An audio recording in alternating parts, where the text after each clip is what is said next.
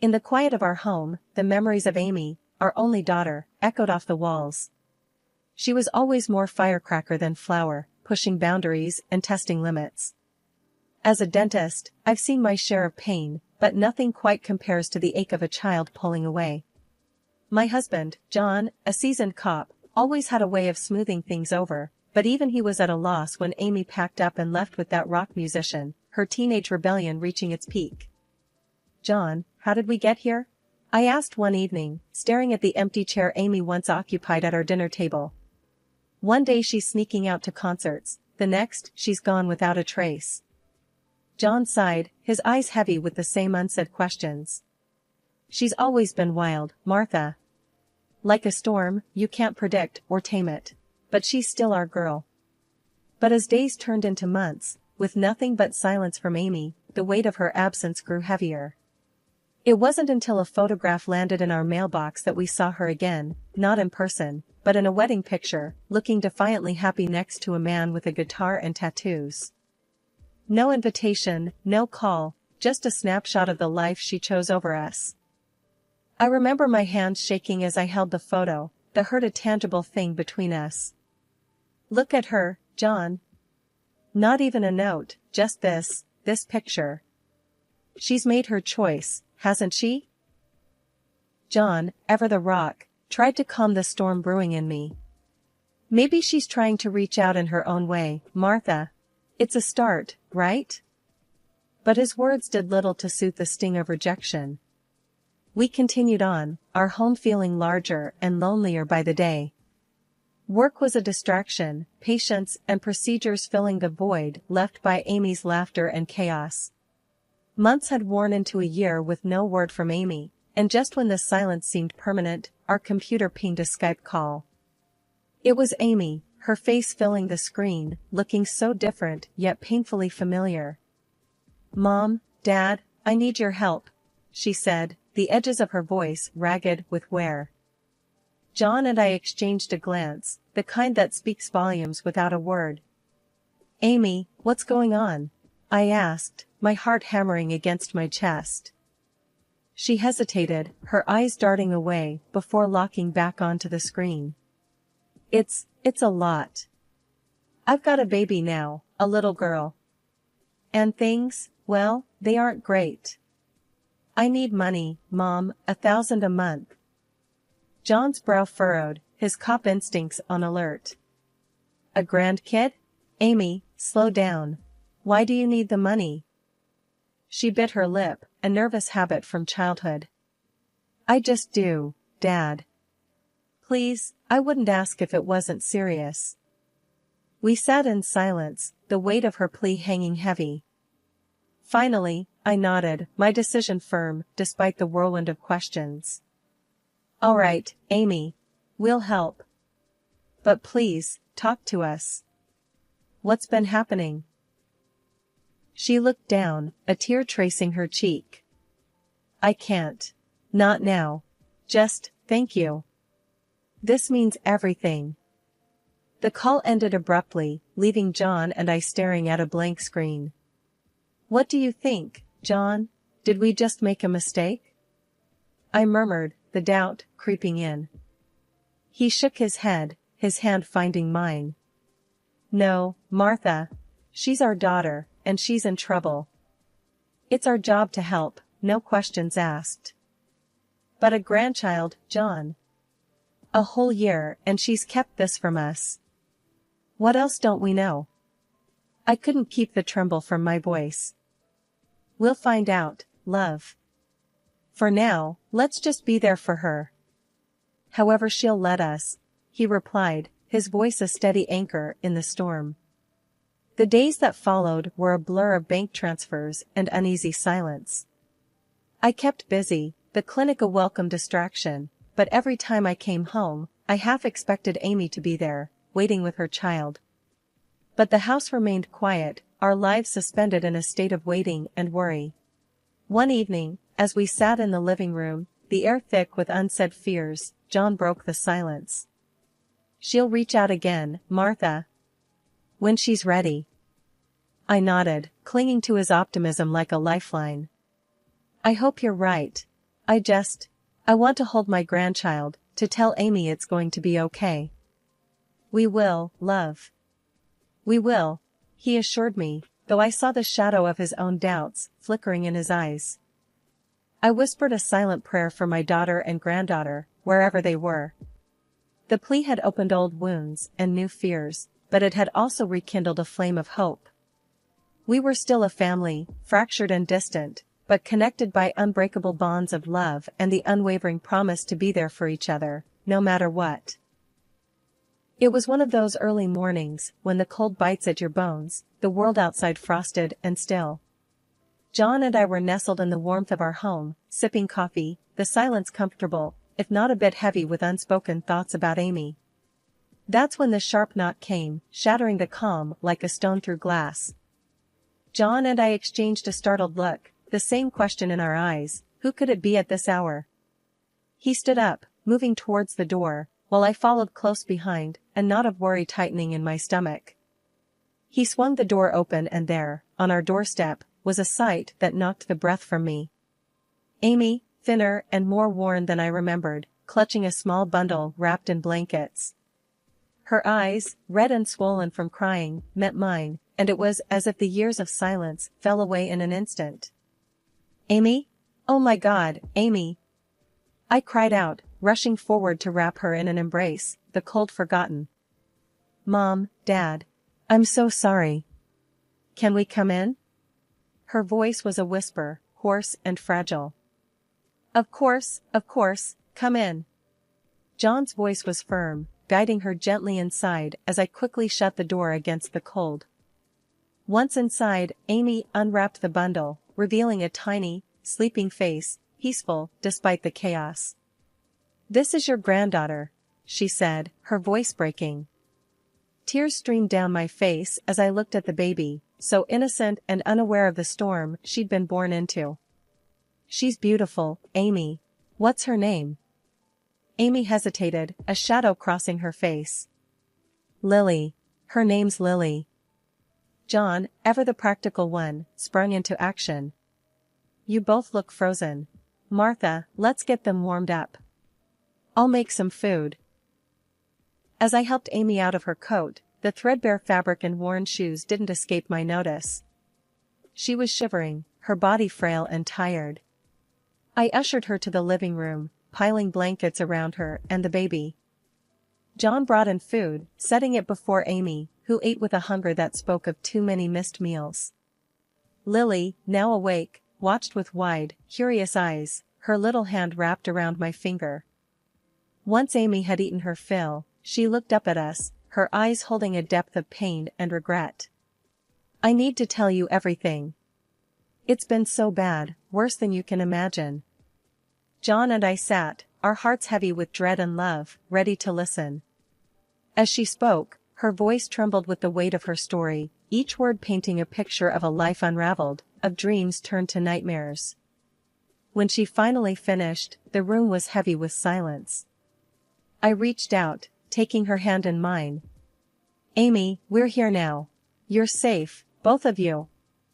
John nodded, his face set in a determined line. We'll take care of you. Whatever it takes. Amy broke down then, tears streaming down her face, a mix of relief and sorrow. I'm so sorry. I was so stupid, so proud. I should have come back sooner. I pulled her into a hug, rocking her gently. Shoo, it's okay. You're home now. We'll fix this, together. Once Amy had settled a bit, Lily sleeping soundly in a makeshift bed we'd cobbled together, she began to unravel the story we'd been missing. John and I sat across from her, our hearts heavy, bracing ourselves for what was to come. Mom, Dad. I don't even know where to start. Everything's been a mess since the day I left with him, Amy began, her fingers twisting a loose thread on the blanket. Just start from the beginning, sweetheart. We're here to listen, I urged gently, my voice steady despite the turmoil inside. Amy took a deep breath, her eyes fixed on the sleeping form of Lily. It was all good at first, you know? Exciting, even. But then, after we got married, things changed. He changed. The music gigs dried up, and he started drinking, a lot. And then... Her voice trailed off, a shiver running through her. John leaned forward, his face a mask of concern. And then what, Amy? She looked up, tears glistening in her eyes. Then he started getting angry, at everything. At me. It wasn't long before he started hitting me. A sharp gasp escaped my lips, my hand flying to my mouth. John's jaw clenched, his hands forming fists on his knees. That bastard, he muttered under his breath. Amy continued, the words pouring out now, a floodgate opened. I thought I could handle it, that I could make it stop. But then I got pregnant with Lily, and everything got worse. He didn't work, just drank and yelled and more. I was scared, all the time. The room felt impossibly heavy, each word a weight added to our already burdened hearts. Why didn't you come to us, Amy? Why didn't you tell us? I asked, my voice a mix of pain and frustration. I was ashamed, Mom. Ashamed and scared. I thought I'd made my bed and had to lie in it. But when Lily was born, I realized I couldn't let her grow up in that. That's when I called you for the money. It was the only way I could think of to keep us afloat. John stood abruptly, pacing the room. And his parents? What role did they play in all this? Amy's lips quivered as she spoke. They were just as bad, in their own way. His mom, she would make me do all the housework, watch every penny. If I did anything wrong, she'd take it out on me, on Lily. They all would. I reached across, taking her hand in mine. You're safe now, Amy. You and Lily. We'll take care of you. Amy nodded, a frail smile on her lips. I know, Mom. That's why I came here. I knew if anyone would help us, it would be you. John nodded, his face set in a grim line.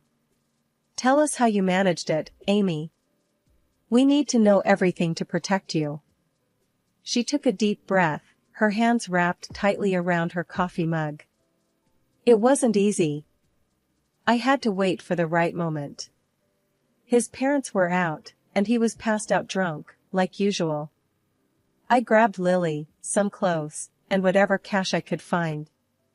I didn't even have a car seat, just wrapped her in blankets and ran. I shuddered, imagining my daughter and granddaughter in such peril. Oh, Amy, that's so dangerous. But you're here now, that's what matters. She continued, her eyes distant as she recounted the escape. I hitched a ride to the nearest bus station. People must have seen the desperation in my eyes, no one asked too many questions. Each mile away from that house felt like a tiny victory. John's hand found mine under the table, a silent message of solidarity. And no one followed you? You were sure you weren't followed? Amy shook her head. I was careful, Dad. I know you taught me to be observant. I made sure we weren't followed. I just couldn't stay there a moment longer, not with Lily. I stood up, moving to the stove to busy myself with making more coffee, the actions mundane but necessary to keep the tremors at bay.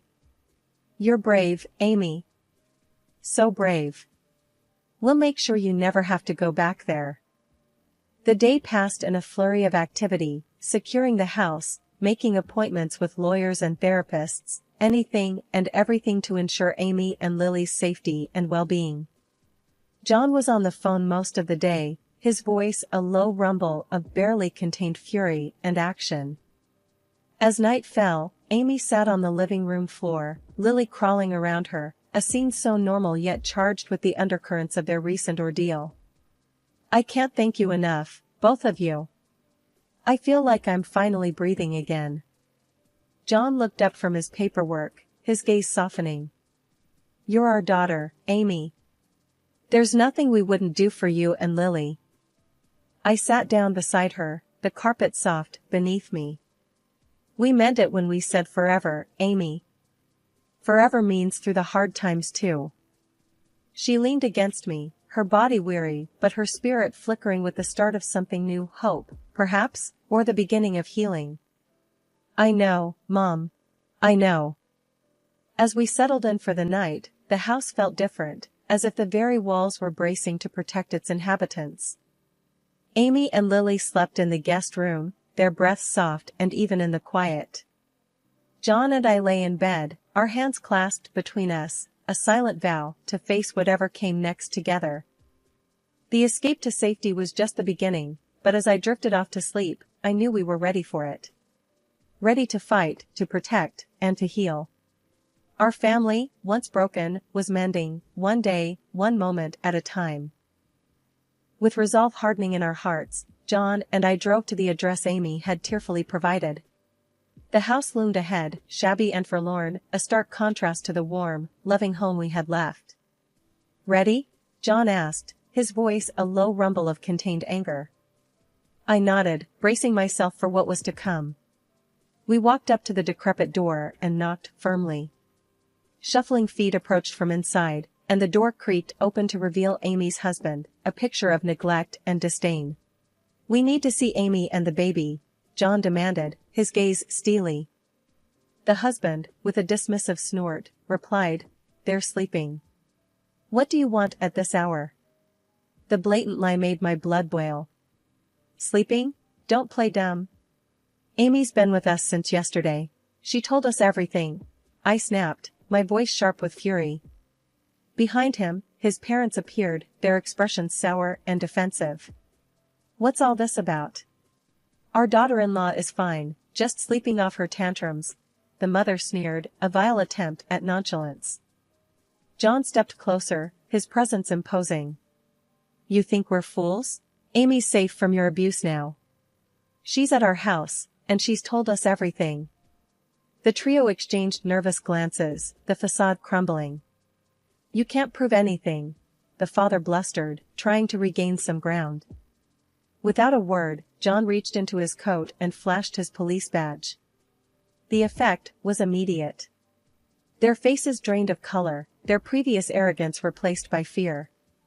"We're just a family trying to get by," the mother whimpered, her bravado gone.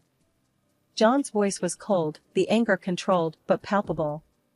"A family that preys on its weakest members? I don't think so. You'll be hearing from us, and from the authorities." We turned and left them there, standing in their doorway, the reality of their situation sinking in. As we drove away, the weight of what we had started hung heavy in the air. Amy, holding Lily close, met us as we walked in. Her eyes, filled with a mix of hope and fear, searched ours for answers. "They're scared now, Amy. Scared of the consequences. You and Lily are safe," John assured her, his hand resting on her shoulder. The night closed in around us, the house a sanctuary against the darkness outside.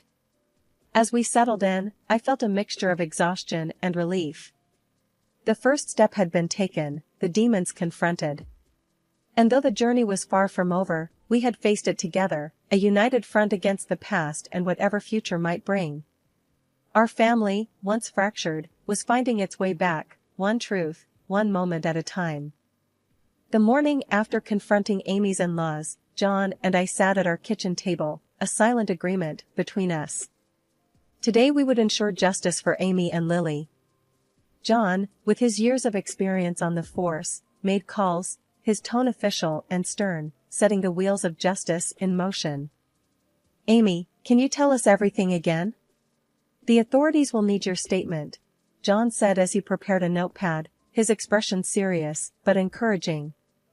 Amy nodded, a determined glint in her eyes, despite the shadows of her recent past.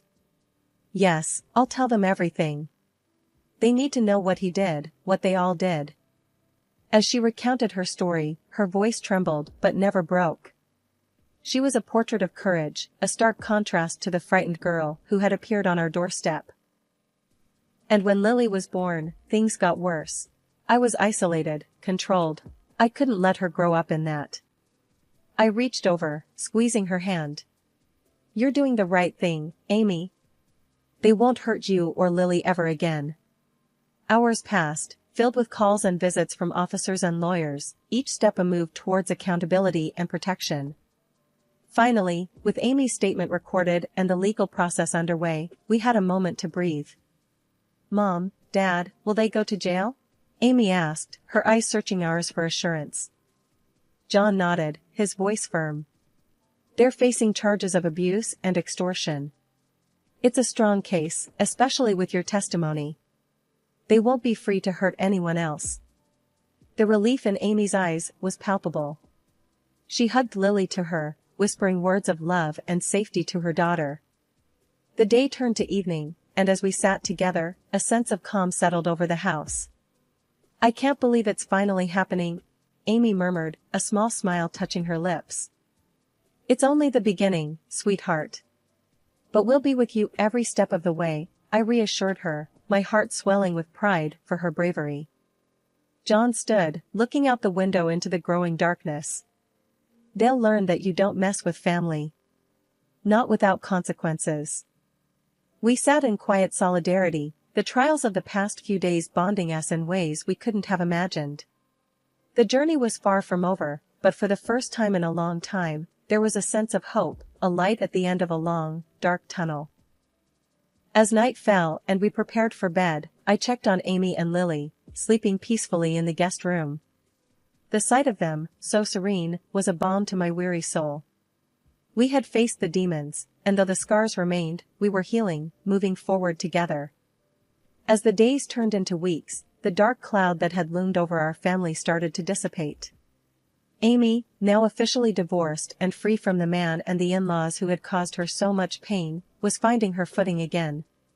The legal proceedings had seen her husband and his parents imprisoned for their violence and extortion, a fitting end to their reign of terror. During breakfast one morning, as we all sat together, the atmosphere was lighter, almost buoyant. "You know, I've been thinking," I began, watching Lily attempt to spoon-feed herself, "how far we've come. It's like we've stepped into the light after such a long time in the dark." Amy, with a newfound strength in her eyes, smiled. "Yeah, Mom. It's like I'm finally waking up. The divorce, the trial, it's all behind me now. I can actually look forward to the days ahead." John, always the backbone of our family, nodded in agreement. "That's right. We're all moving forward now, stronger and wiser." Lily's giggles punctuated our conversation, a reminder of the innocence and joy that had returned to our home. As the day unfolded, Amy and I found ourselves in the garden, planting new flowers, a symbolic gesture of our new beginnings. "Mom, can you believe how much Lily's grown?" Amy remarked, her hands deep in the earth. I smiled, handing her a seedling. "She's going to be as strong and beautiful as her mother, and as resilient as her grandma, too." As evening approached, John joined us outside, wrapping an arm around my shoulder. "Look at our little family, Martha. This is what life's all about." I leaned into him, my heart full of gratitude. "Yes, it is. A new beginning, a fresh start for all of us." Dinner was a lively affair, with Amy sharing her plans for the future, her voice tinged with excitement. "I'm thinking of going back to school, maybe even starting my own business. I want Lily to have a life filled with possibilities." John raised his glass, his eyes shining with pride. "To new beginnings, to family, and to justice. May we always find strength in each other." We toasted to our future, the sound of our glasses clinking a sweet symphony of hope and determination. As the night drew in, I tucked Lily into bed, watching as Amy sat beside her, a serene look on her face. I whispered a silent prayer of thanks as I turned off the light, grateful for the second chance we'd been given. As I lay next to John, his presence a constant source of comfort, I knew that our journey hadn't been easy, but it had brought us here, to this moment of peace and togetherness.